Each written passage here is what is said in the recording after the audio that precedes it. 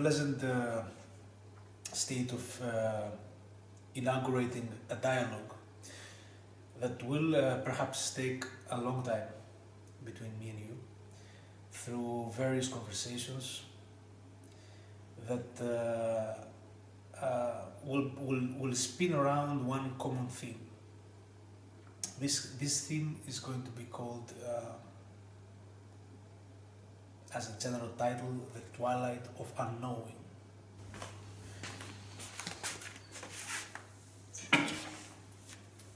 So Michalis, I am in the most interesting state of mind of inaugurating a dialogue, a podcast that I hope will take a long time between me and you. It will be a long process of actually fermenting ideas and juxtaposing opinions in a way that will seek a higher harmony of thinking. With this video we inaugurate a perhaps long-term discussion, dialogue about many ideas that we share common ground of. And I hope that this challenging juxtaposition will prove to be very fruitful for the reproduction of new ideas. As I said, we both share a common deposit, a common ground of ideas, and we have the same, let's say, horizon in our epistemology and spiritual aim. However, we have some different nuances that will prove to be very interesting in our dialogue, and I bet that the juxtaposition will become a fine-tuning of a better appreciation of what is the human condition, what is our predicament, and what is the opportunity. And although we might not discover anything new, I'm sure that we will give a better elucidation of the already known issues. And let me say that this is the most important thing, the most significant thing is to be able to give a better description with a better discernment of ideas, because at the end of the day what matters is to have a better understanding. The understanding is a matter of a better realization of the details on which all knowledge is based on. And this analytic approach, I'm sure, will give a more abundant, a more will potentiate the further understanding to our course through the infinity. We choose this the title of this podcast that will have many episodes and will reappear every full moon. So we call this podcast the Twilight of Unknowing. Let us explain why this title stands for. I think there are two different ways of approaching knowledge, of approaching the data of the world.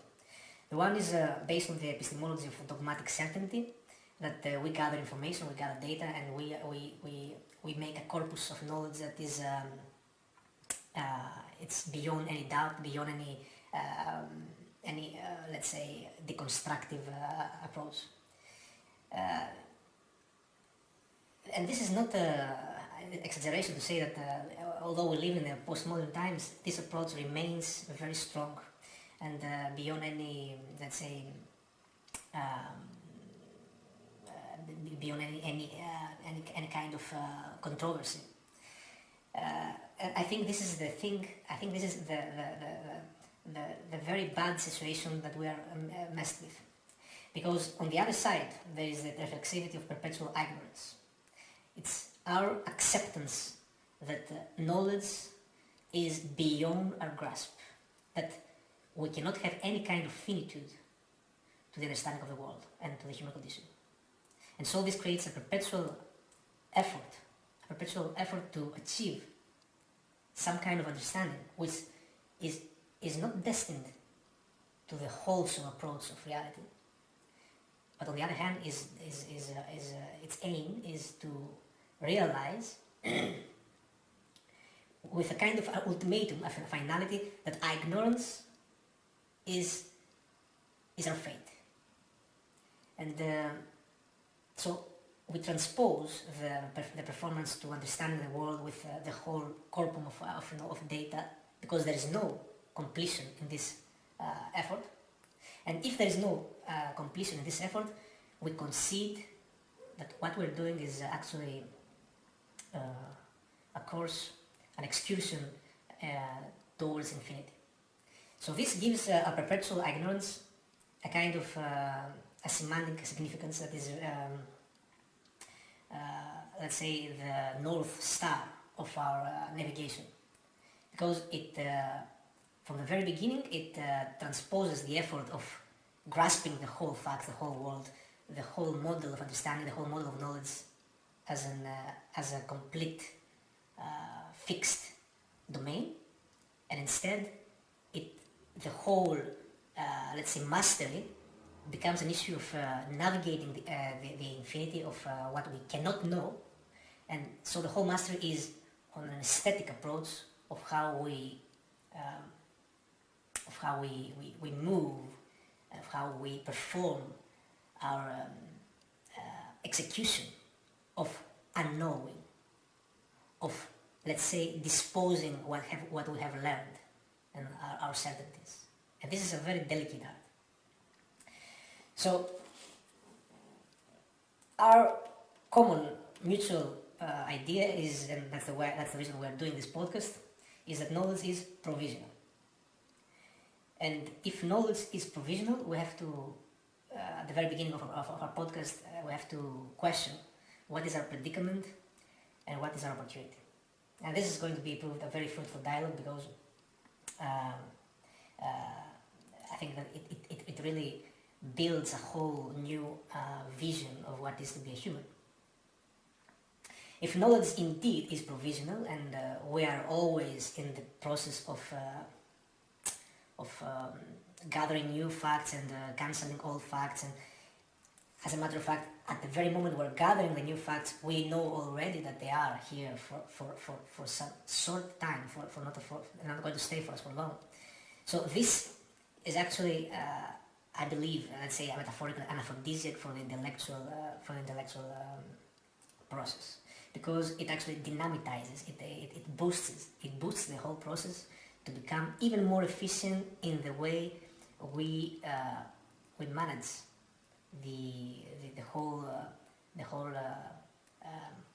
process of refining what we cannot know. Astreas, I'm very happy and very honored to start this series of conversations, podcasts as they call them, with you. I have to acknowledge you as my first spiritual teacher, and after all these years I have to admit that you're the one who shaped my thoughts more than anybody else. And since I know the way you're thinking, in very, very interesting, very unique, very complicated, complex, but also with a sense of lightness, I'm pretty sure we're going to have very interesting topics to discuss. And you begin, we're diving into deep waters right now, beginning with these kind of conversations. It's almost a philosophical discourse about knowledge, you know, because what we're going to speak right now, it's part of the knowledge. So it's really interesting to see how the knowledge can acknowledge knowledge at the same time. It's like a loop, you know, where we cannot escape, or at least that's what it seems, right? That we are locked inside of this loop, let's say. But you know, it's a very, very, very interesting, a very ambitious endeavor. So I'll do my best. And you know, we have to reframe the term knowledge, the known, the means of knowledge. What is it? What are we talking about? You know, in this life, we are considered somebody evolved when he's very knowledgeable. It's a measure of accomplishment, right? So, for example, the more degrees you have, the more respected you are in society. And society, due to meritocracy, will give you back, right? So knowledge is a means it's a status. It can be spiritual status, it could be like financial status, social status, and you know, there are different levels of knowledge, of course. Since we're talking about different levels of reality, in every reality, a different part of knowledge is relevant, let's say. Even in this reality we're talking about, planet Earth, you know, in the average life, when a person, for example, is studying medicine, it's not really relevant to know by heart the Tibetan Book of the Dead, or for a Tibetan yogi, it's really not relevant. The process of manifesting an iPhone, right? So knowledge is a system, and apart from a system, is knowledge is in a framework, right? So we have to acknowledge before we start that we are talking in the same frame. Yes. So knowledge is a system.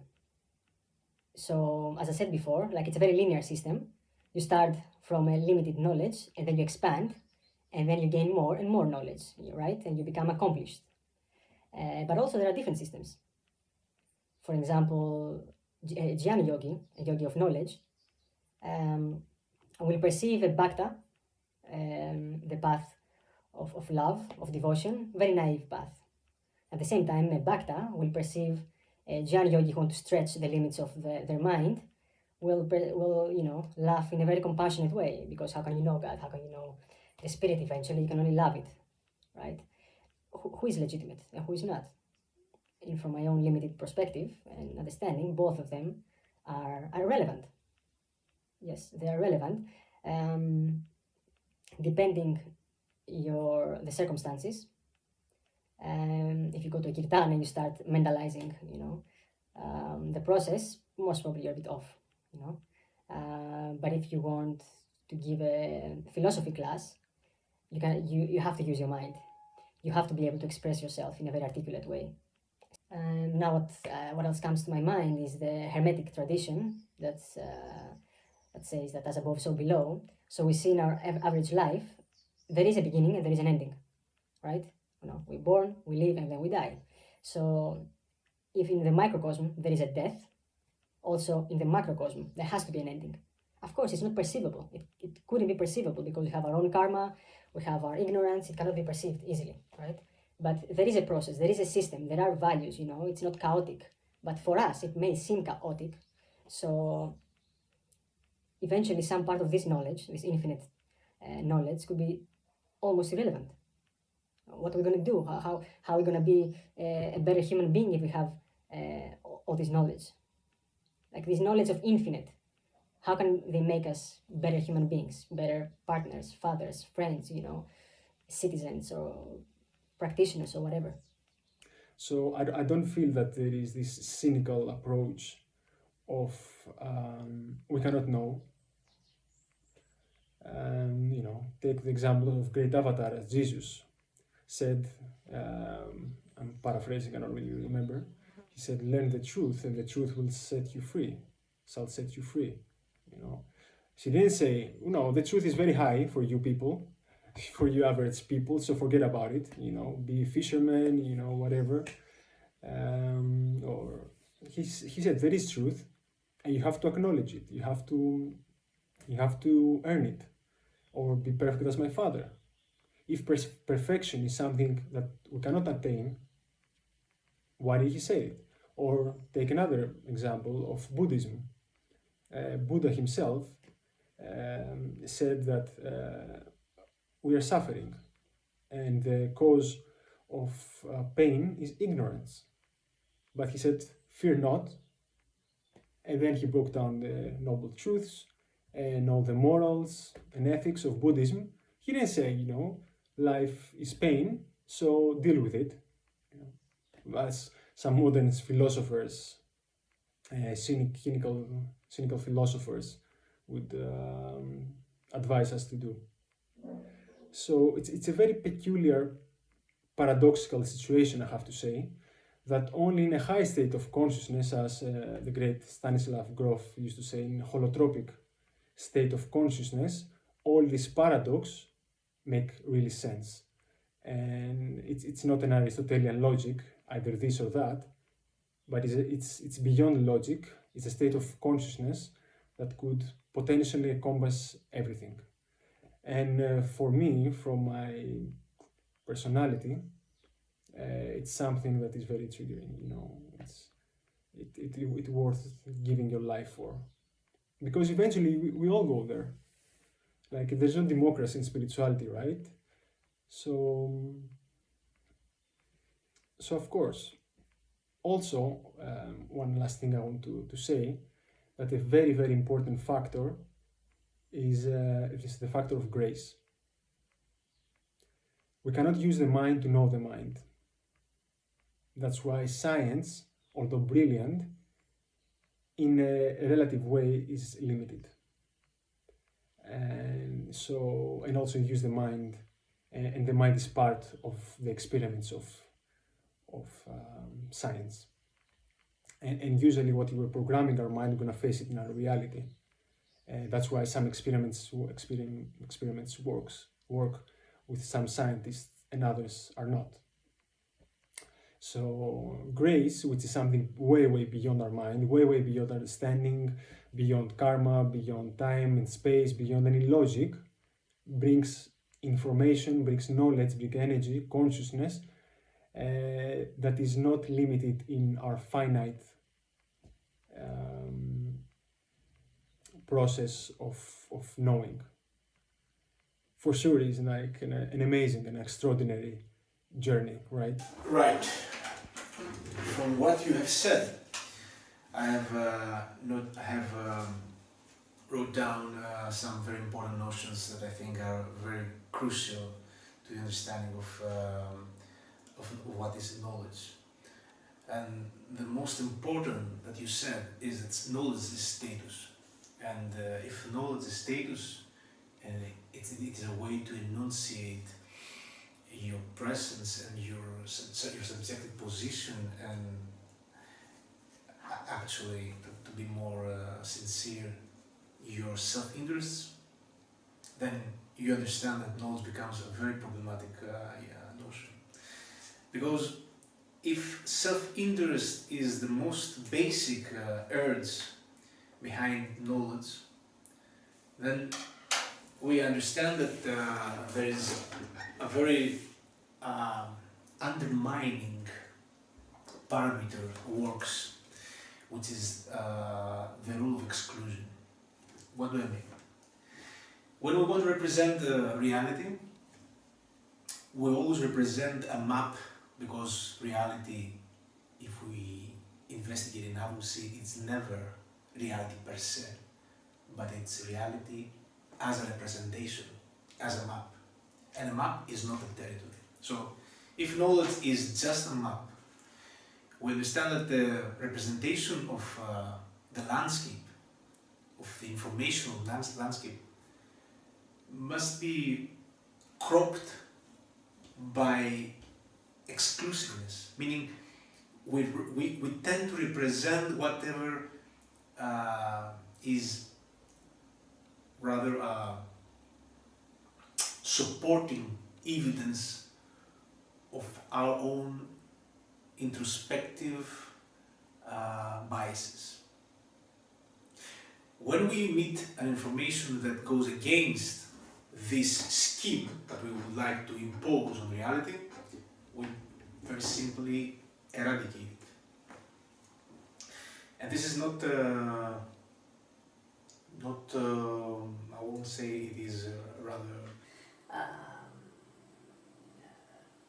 It's not at all worthy or something to respect of. And it makes a noise, to say the truth, a really risky venture. Not to trust, it's not something that you trust. Knowledge becomes, to be precise, a trap. I believe that the best evidence, the best proof that this representation, this interpretation, this corpus of knowledge is a trap, is when it has the properties of linearity that you talked about. When the system of knowledge represents a genealogy of facts and information that is too restrictive in its generational logic. I mean, it is a rather simplistic scheme. And if we see around the world, if you see the history of ideas, you will see that really the epistemological genealogy of ideas is totally linear in most of the cases. Only recently we have passed to a kind of apprehending reality, of perceiving reality in a non-linear way. And basically, since that happened, we see a dissolution of the intentionality that has an authoritative purpose. But the person who is seeking revolutionary strategies, tactics and politics of restoring consciousness to its initial, to its primal state, they will very soon realize that the whole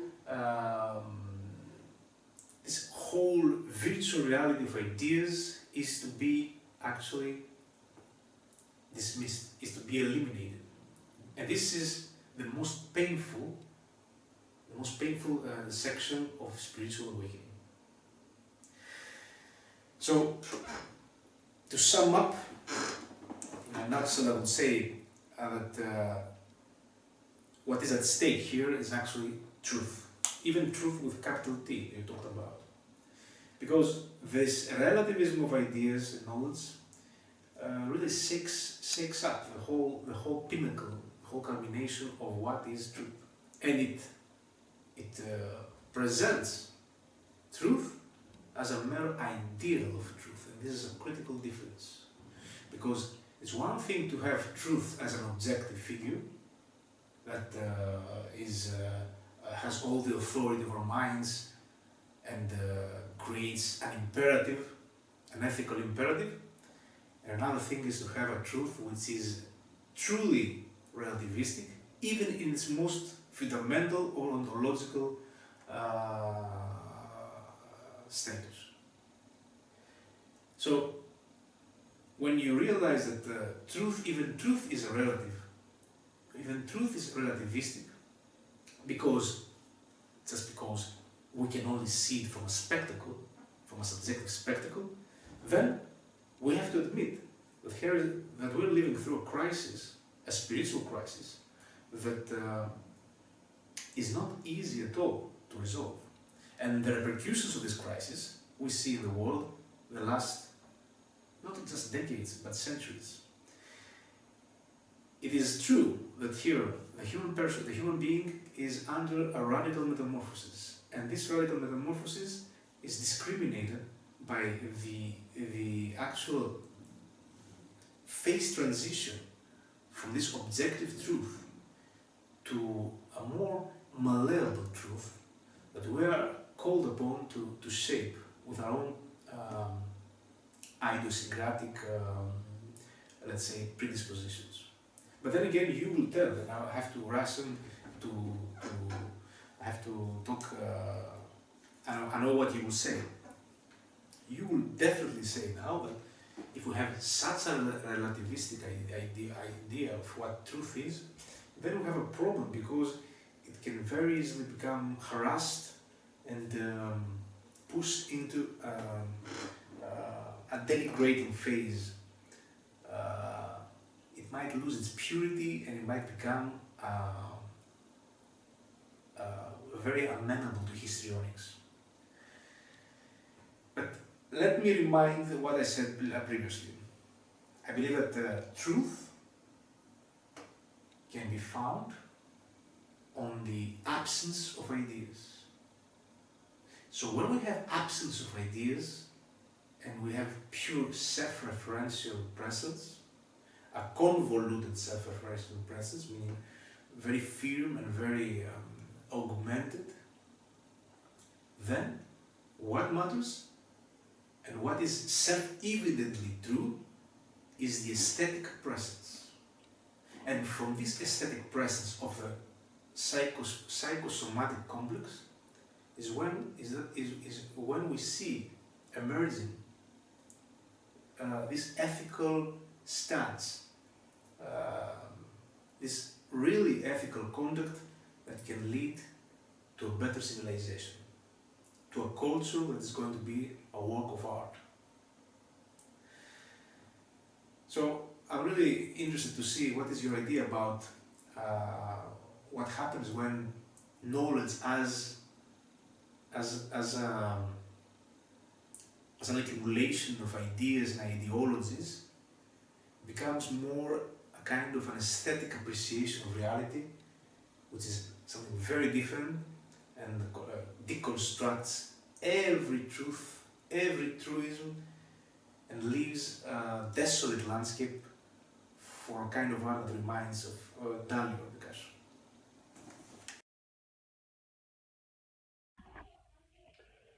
I partially agree with your diagnosis about the human condition regarding knowledge that is quite self-centered, and it comes from a primal self-interest.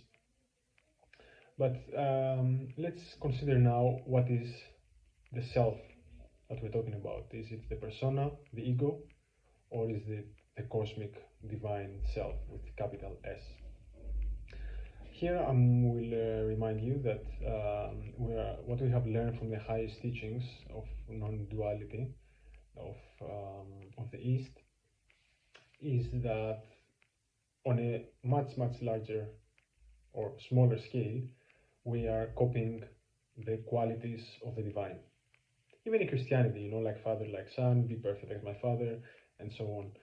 But in these non-dual traditions, they say that, however, the consciousness is manifesting, or, I'm not going into details, but the way the consciousness is manifesting itself, the way it's destroying itself, the way it unfolds itself, conceals itself, and so on, is the same way we, as illusionary individual consciousness, are doing.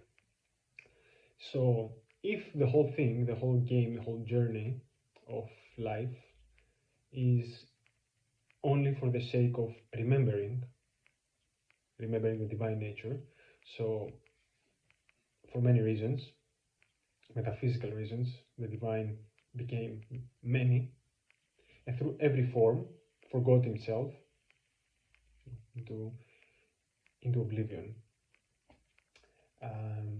Through the evolution of every form, either it is animal, plant, human, the ocean, the black holes, the sun itself, everything comes, everything experiences a process of evolution on a different scale, time, and space, of course. So, through the knowledge, the cosmic consciousness remembers, and actually this is the goal. So in a much smaller scale, we, as human beings, through the knowledge, will remember. The knowledge, it doesn't have to be university knowledge. It can be like, I'm talking about spiritual knowledge right now, which is inevitable. The remembrance, the ecstasy, is inevitable. There is no democracy, nobody will ask us, all of us will become Buddhas.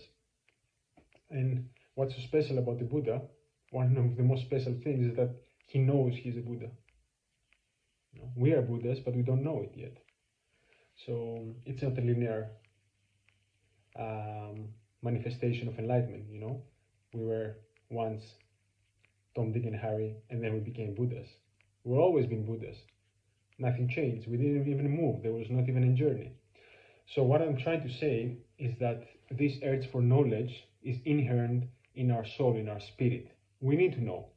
We cannot not know. We cannot avoid knowing or wanting to know, because it's exactly what the cosmic consciousness does. It wants to know itself. And through curiosity, that's why it's quite, this non-dual state is beyond morality, because it approaches things with curiosity, What if I manifest as a slave? What if I manifest as a killer? What if I manifest as a saint, as a tree? You know, it's beyond morality, because morality is a man-made system anyhow, and it cannot be non-dual. So having said that, I feel that this self-interest that is attached to knowledge, metaphysically speaking, not only is allowed, but is inevitable. And this actually makes the whole, because everything is self, you know. So when we say knowledge is self-interest, of course, because everything is self. The knower, the means of knowing, and the known itself, it's the self behind the mask. So this, to my mind, makes it like a very spectacular, beyond imagination, beyond, you know, so beautiful journey. It's ecstatic, you know. Eventually, when you reach to a certain level of understanding, acceptance, surrender, and understanding, yes, as I said, it's it's beyond beyond anything that we can really understand, and beyond beauty itself. It's this journey is impeccable. It's so beautiful. Anyway, beauty is one of the qualities of God. So of course it would be beautiful. To wrap it up to here, of course we agree to most things, but I think there is a slight disagreement, one critical juncture of the issue, which I think is very essential and defines the whole perspective of understanding the particular notion of knowledge. And actually, the devil lies in the detail. So, a detail is very important in a sense that discriminates knowledge as rather polemical by nature, by rule, and this we cannot evade. If knowledge is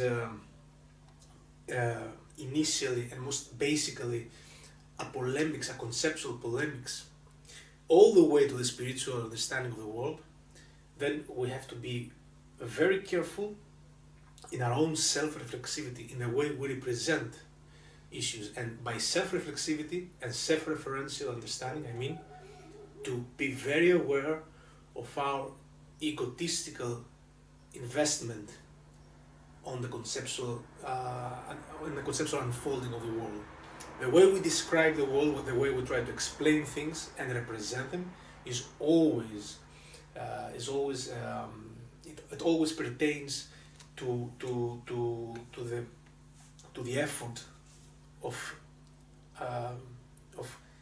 trying to build a status, a prestige, and this is something that we all have to agree with and we all have to accept. And this is the jeopardy of the spirituality.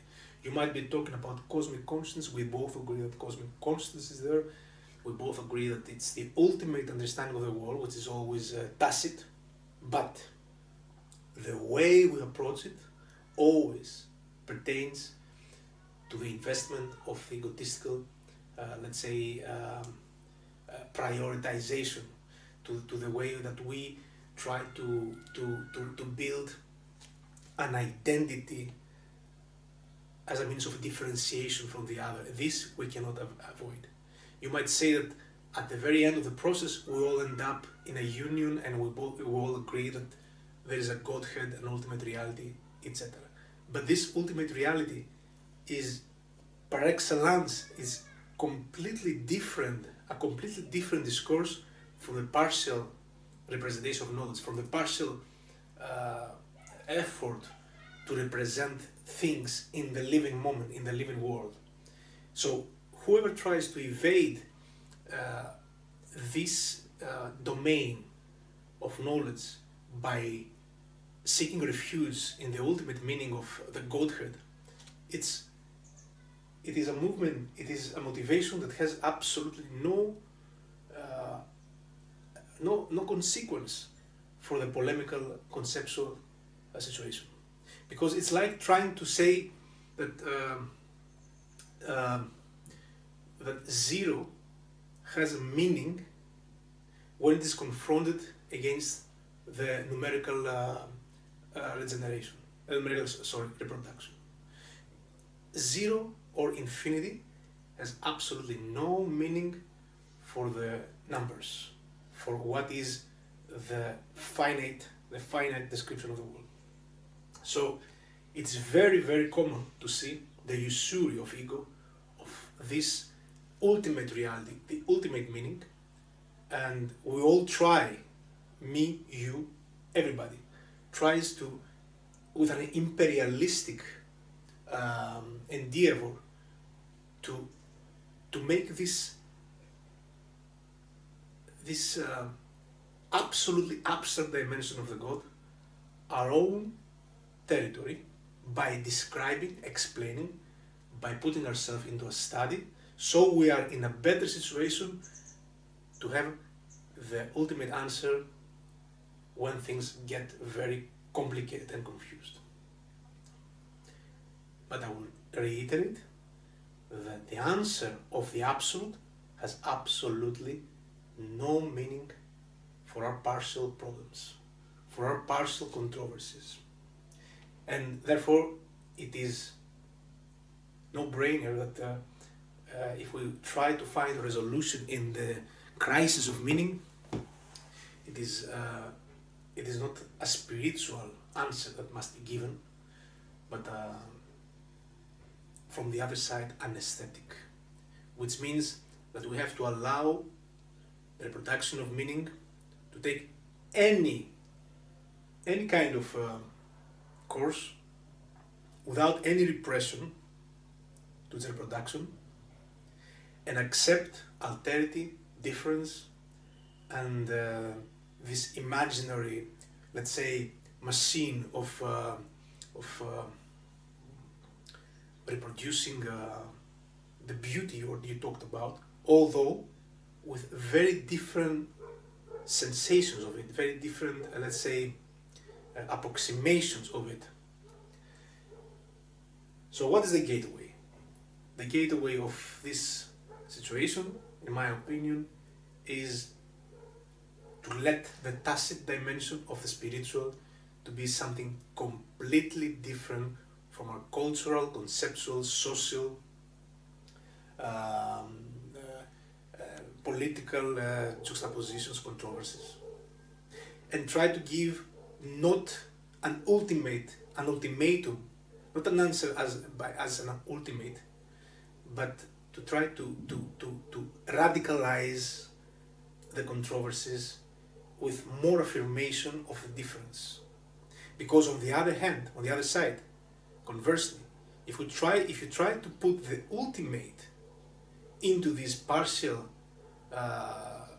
agon, this partial, let's say, war of conceptual controversies, then you have either an obvious or an underhanding, a more hidden kind of conceptual dictatorship. And this we have many lessons from the past, and we should avoid at all costs. So I'm very interested to see how you will continue the conversation in the next episode. So I gave you all the handles that you need to take it from here and create the next, let's say, title of the next episode. So take these words from me for now, meditate on them, and let us go a bit deeper into the more intricate details of this very critical issue of what is meaning, of what is knowledge, and how we will find a more balanced approach to this very important issue, and how we will avoid seeking this refuge of God, spirituality, when we find ourselves in a difficult situation, when we find ourselves a bit constricted from this conceptual chaos, the conceptual chaos of our times.